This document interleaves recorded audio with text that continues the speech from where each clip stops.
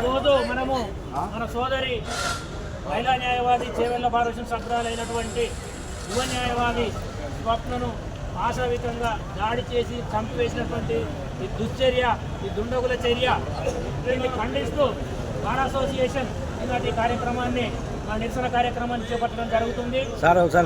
దీన్ని మనం తీవ్రతరం చేయాల్సినటువంటి అవసరం ఉంది.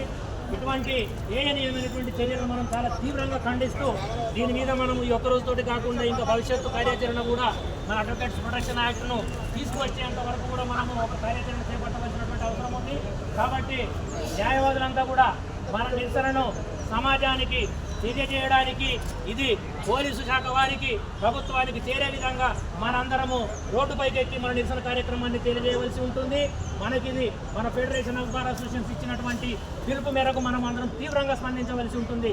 కాబట్టి దయచేసి న్యాయవాదులు ఎవరు కూడా ఇక్కడ నీడపట్టున ఉంటామని ఇంతటితో ఆగకుండా దయచేసి కొనసాగింపుగా కార్యక్రమాన్ని ఏ విధంగా తీసుకెళ్తే ఆ విధంగా ముందుకు రావాలని అందరినీ సవినయంగా రిక్వెస్ట్ చేస్తున్నాము. కాబట్టి సమాజానికి తెలియజేయాలి. గేటు వద్దకు వెళ్ళి మనం స్లోగన్స్ ఇవ్వాల్సిందిగా అందరి న్యాయవాదులను వేడుకుంటున్నాం.